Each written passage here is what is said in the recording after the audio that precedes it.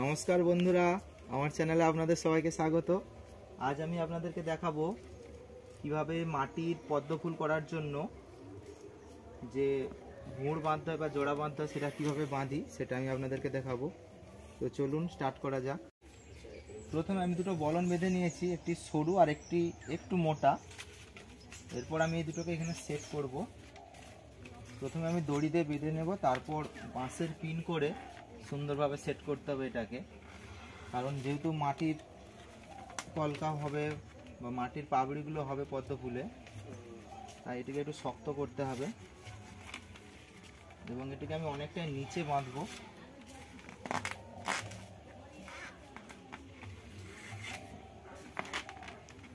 এইভাবে এটাকে আমি সেট করে নেব। এটা আমি বেঁধে নিয়েছি। এরপর এটিকে পিনের সাহায্যে একটু সলিড করে নিতে হবে, নাহলে কিন্তু এটা এইভাবে নড়তে পারে, সেই জন্য ওটাকে আমি পিন দিয়ে সলিড করে নেব। তো চলুন আমি পিনটা রেডি করে ফেলি। এগুলোকে আমি পিন দিয়ে সাপোর্ট করে নিয়েছি, দেখুন এটা আর নিচে নেমে যাওয়ার কোনো ভয় নেই।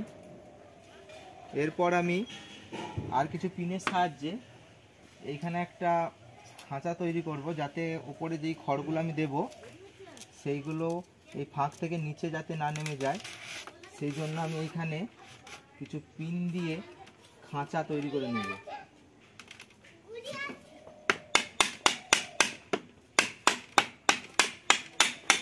সুন্দর করে খাঁচাগুলো বানাবো।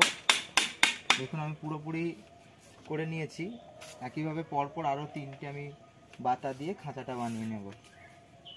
সুন্দর করে শক্ত করে বেঁধেছি, একদম নিচে নেমে যাওয়ার কোনো ভয় নেই। এরপর আমি এটাতে উপরে খড় দিয়ে পদ্ম ফুলের উপরের অংশটা আমি করব। সেই জন্য আমি খড়ের মাপটা করে নিলাম। পরপর এইভাবে খড় দিতে থাকবো এবং দড়ি দিয়ে এইভাবে পাকিয়ে বাঁধতে থাকবো।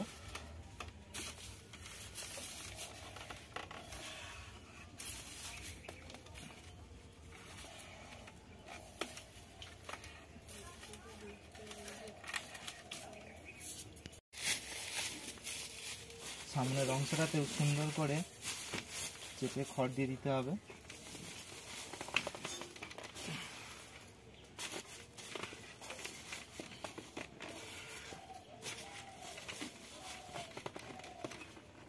এটা কিন্তু আরো হাইট হবে এবং সাইডে আরো খড় খাবে, তবেই কিন্তু পদ্ম ফুলটা দেখতে সুন্দর লাগবে।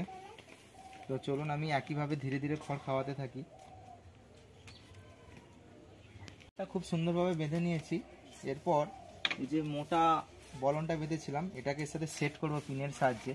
এটা কিন্তু এইটার থেকে একটু বাইরের দিকে বেরিয়ে থাকবে, তাহলে কিন্তু পদ্ম ফুলের ভাবটা দেখতে সুন্দর লাগবে। এটা সমান সমান থাকলে কিন্তু অতটা সুন্দর লাগবে না, অল্প একটু বাইরের দিকে এটাকে বার করে রাখতে হবে। এটাকে আমি প্রথমে পিনের সাহায্যে অ্যাডজাস্ট করে নেব, তারপর এটাকে আমি সুন্দর করে সুতলি দড়ি দিয়ে সুন্দর করে বাঁধবো। এইভাবে এটাকে আমি পিনের সাহায্যে অ্যাডজাস্ট করে নিচ্ছি চারিদিকে, যাতে মাপটা একই থাকে, একই রকমভাবে বেরিয়ে থাকে, সেটাই পিনের সাহায্যে অ্যাডজাস্ট করব।